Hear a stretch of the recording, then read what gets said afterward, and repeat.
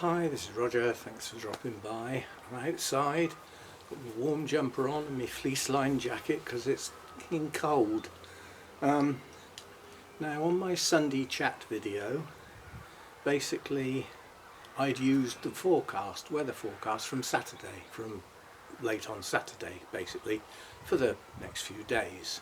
So basically it was going to get warmer, and Monday, Tuesday and possibly into Wednesday were going to be dry and a bit warmer but cloudy. Yeah. So what did we actually get? It rained nearly all of Sunday afternoon after I'd finished the video. It rained for part of Monday, and yes, it was cold, they got that bit right. It's Tuesday today and it's cloudy and it's cold, but it's dry. Unfortunately, because of the rain, all the leaves are now soaking wet, so I can't use the leaf blower. So all I plan on doing really is cutting away all the dead sticks and stuff like that. I'll have my heavy gloves on, which will help keep my hands warm, and I'm going to try and brush some of the leaves off the border, at least onto the patio. Now I don't know how far I'm going to get, because I will start getting puffed out and I don't want to push my luck.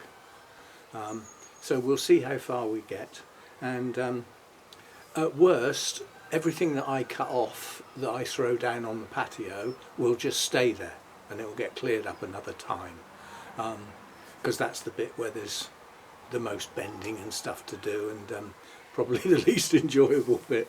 Anyway, I'll drop the camera down a bit. First job is to empty the bird bath, which I've brought a jug out to do that, on the grounds that if I try and lift it and move it, I will spill it, and then the patio's soaking wet. Yeah? Well, if I've got any chance of clearing up some leaves, it needs to be dry. So we'll see how we get on. I'm not sure how much I'll get done, but we shall see.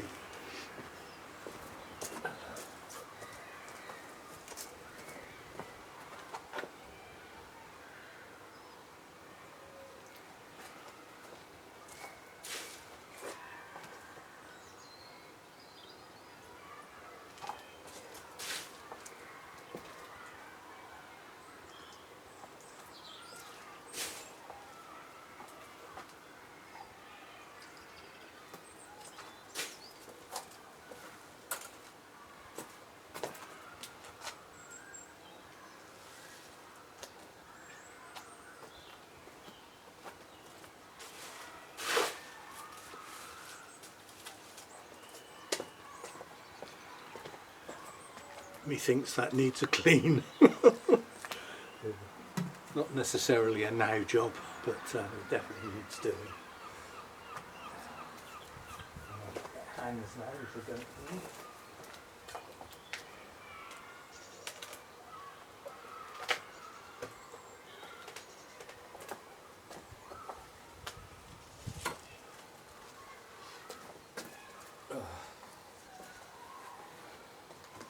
Right, the only tools I've got really are my gloves and the secateurs for this job. Oh, these gloves are really stiff. Well, they're leather. I've got the really heavy duty garden gloves simply because there are brambles and other prickly things in the garden, and that these give a lot of protection for. So the job is to just cut down dead sticks to the ground and try and get some of the leaves off. Now I don't know how well I'm going to do with that, but we'll start with the sticks. I'm very careful where I tread, because Mojo goes in here. I think that might need to turn around a little bit, something like that. And I've got to watch out for where bulbs are. Try not to tread on things that are growing.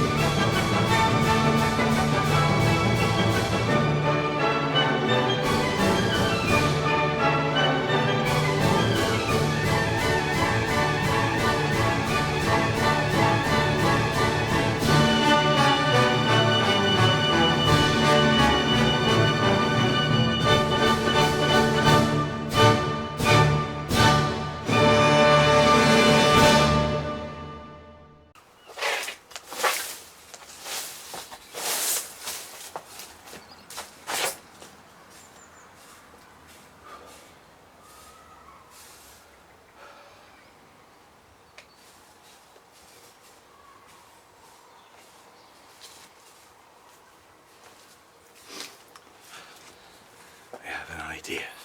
I'll be back. This might work, and it might not.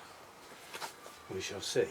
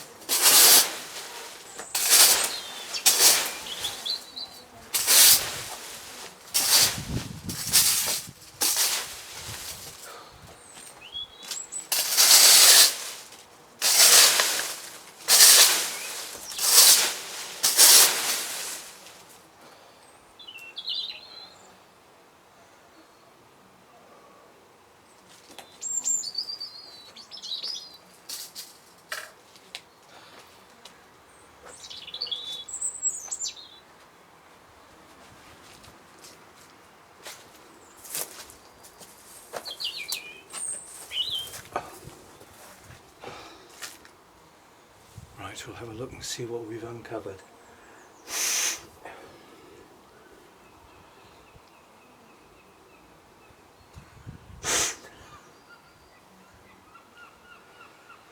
Some very conspicuous absentees. I can't see any aqualegias, so maybe they didn't self-seed. Anyway, I'll get the camera down, we'll have a walk along, see what's there.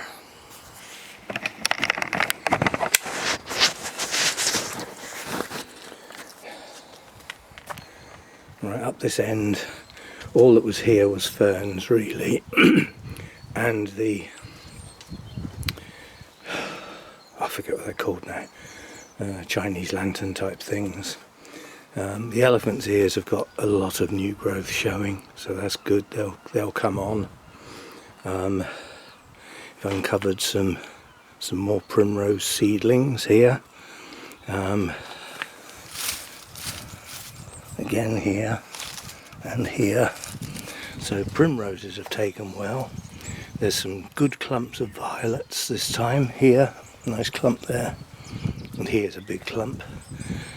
A massive clump of primroses. The heart's tongues ferns, they don't need cutting back necessarily.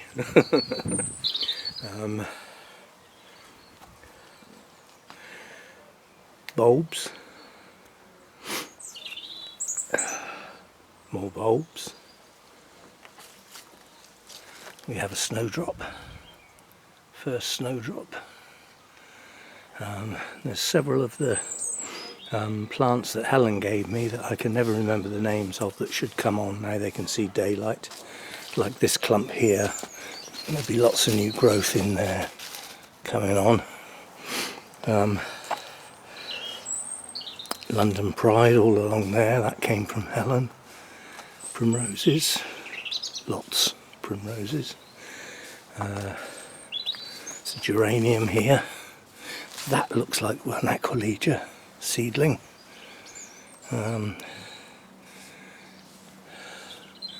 Bulbs up in that corner, bulbs just down there, and there's a whole row of daffodils in there from last year. You can just about see them coming through. And all the ferns will come back.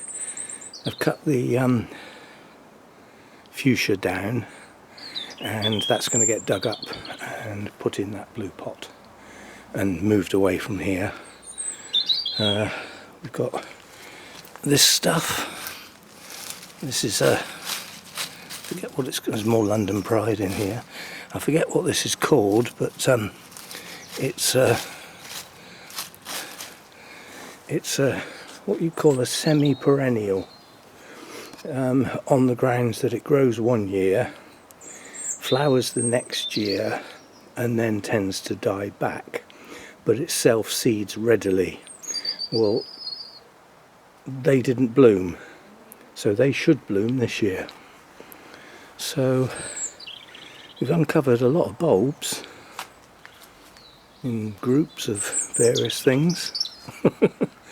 So and I'm sure some things might come on now they can see the light of day, because that was like a 6-inch thick mulch that was just stifling everything. So now it can see the light of day, it should start pushing on a bit better perhaps. Puffed out. I'm not going to do anything else, that'll do. If I do any more I'll have backache, and that is a big bending job to pick all that lot up, so that can stay for now. I'll get the bird bath cleaned up and refilled, and leave it at that. Well, it looks it still looks a mess, but it actually looks tidier than it did. And these leaves will rot down. They'll rot down into the soil, you know, as they get rained on and frosted and everything. So by the time we get to sort of March, there won't be much to show of them. So, yeah, that'll definitely do for now. There's got the little primula there showing through. We've got a snowdrop, first one, not open yet, but it's there. And we've got some primroses. And signs of things that will grow on now they can see daylight. I'd like to have seen a lot more aquilegias. There were some large plants in here last year. There's no sign of those in any great numbers anyway. I think this might be too little, a seedling there. Yeah, that's an aquilegia, so there are a couple. There may be more. As I say, now the daylight can hit the soil surface in the main, things like seedlings might start to grow. Right, and the robin's up on the fence, ready to pounce on any worms or anything that I've managed to uncover. Always around if you start gardening, the robins. See you next time.